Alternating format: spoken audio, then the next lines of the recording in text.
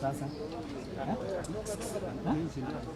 so niete nini weka hiyo bwana ama ngoja sema tupige kati tena huyu jamaa anapenda ngoja wapige kati.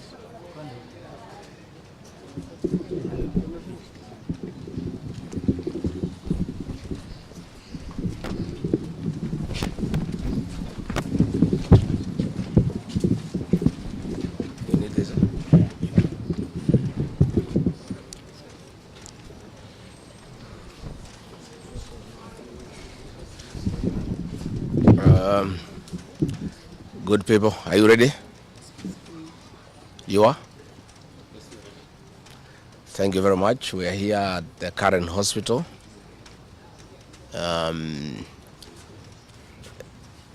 To see the Honorable George Koiburi, the Honorable Member of Parliament for Juja, who was brought here in critical condition. Last Friday, the Honorable George Koiburi had a function in his constituency in a place called Kachororo, and he had a serious engagement with his constituents. In fact, had the opportunity to address those people through the phone.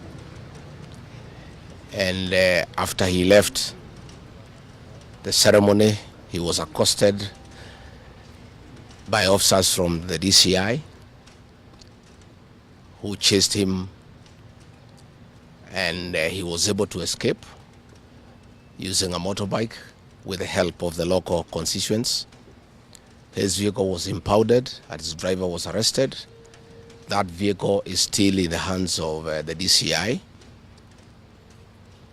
And on Sunday, when he was in church, immediately after the service, 2 undercover agents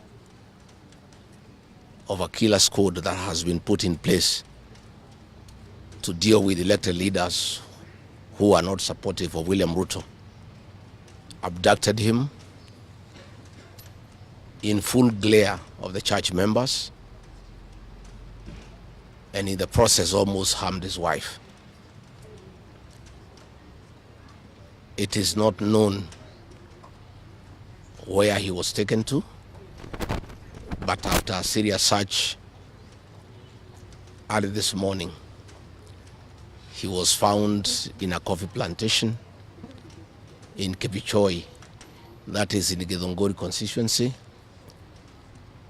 badly beaten and in very serious condition.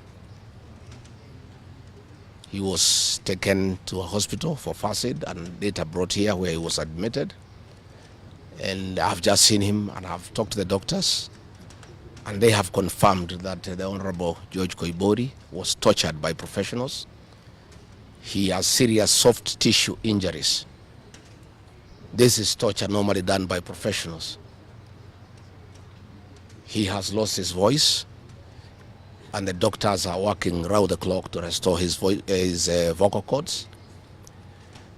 And the Honorable Koiburi has been able to communicate through writing because he is not able to speak.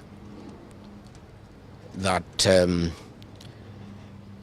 some chemical was administered through inhalation, and the doctors have told us that preliminary investigations confirm that that chemical has interfered with his vocal cords.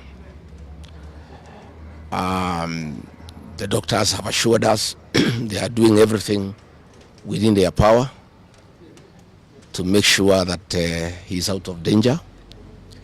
They have taken blood and urine samples to private laboratories, different ones, so that they can establish what could have happened in Martha's poisoning. You remember last weekend I said that a special squad had been set aside and now we have confirmation that President William Ruto, CS for Interior Kipchumba Murkomen, and the Deputy Inspector General, Mr. Eliud Langat, all from the Kalenjin community, have put up a squad to deal with leaders who are opposed to this regime. The Honorable Kipchumba Murkomen has sent a message to us through common friends that his appointment to the Ministry of Interior is to make sure that William Ruto is re-elected as president and to deal with anybody who can stop that objective. Officers from the National Police Service has confirmed to us that a special squad of 20 police officers from the Nandi sub-ethnic community are the ones behind the abduction of George Koibori, and they are the ones that were deployed in Kakamega to target the Honorable John Methu and Karungo Athangwa. Specifically, there were about 300 police officers who were deployed in Kakamega, but 20 police officers from the Nandi sub-ethnic community under the direct command of the Deputy Inspector General, Eliud Langat, and reporting to Kipchumba Murkomen and William Ruto, had been assigned to harm the Senator for Nyandarua and the Senator for Kiambu because of their vocal stand against this regime. Let me say that I want to appeal to the international community to rescue this country. William Ruto has become a very vengeful dictator, and his activities are similar to the one by Dr. In Dada and Mobutu Sese Seko. And the level of impunity in this country, if the international community does not come through for the people of Kenya, we are going to have not just killings, but maiming of elected leaders. What has happened to the Honorable Koimburi is a very deliberate attempt by William Ruto, Kipchumba Murkomen, and Langat to scare leaders who speak out. It is meant to scare them. It is meant to sell them fear so that they can stop agitating for the liberation of this great republic.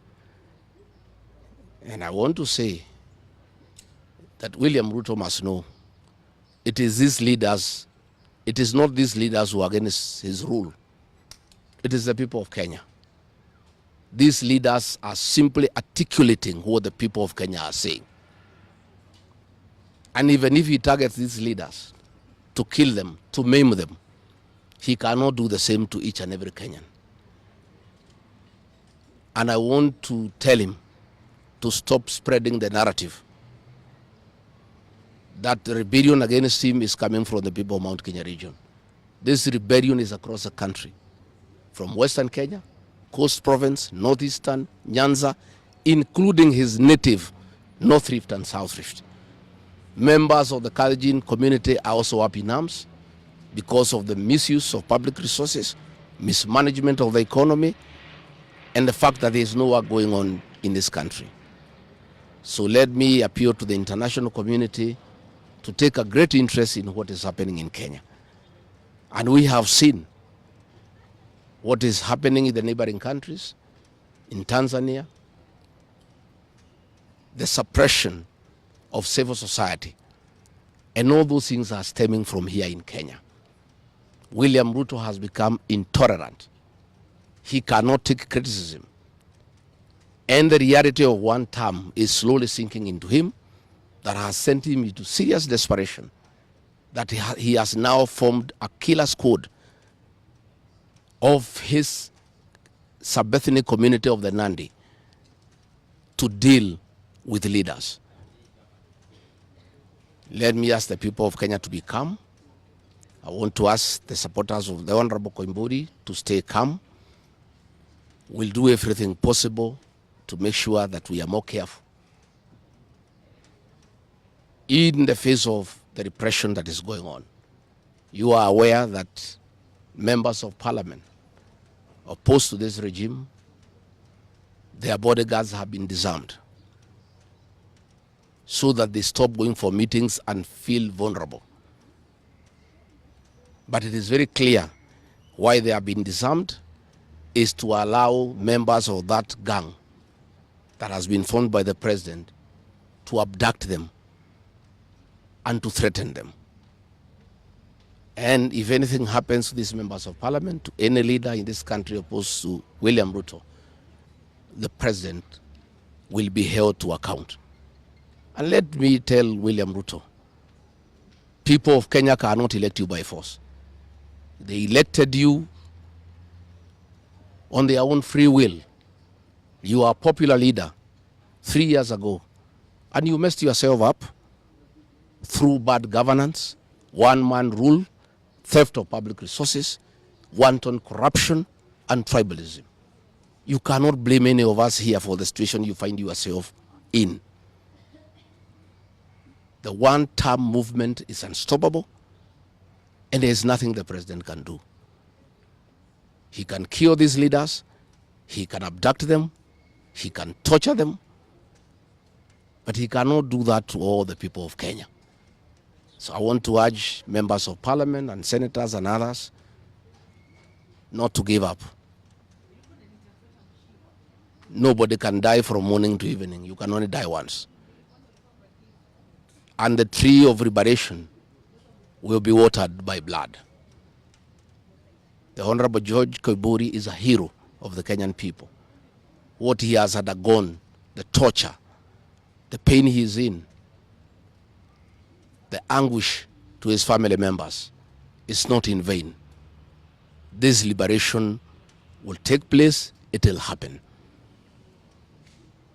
And let me conclude by asking the Kenyan people not to be intimidated. Kenya is a constitutional democracy. They are entitled to cast their vote the way they want. And William Ruto cannot force the people of Kenya to elect him. And there is nothing he can do about it. Thank you very much.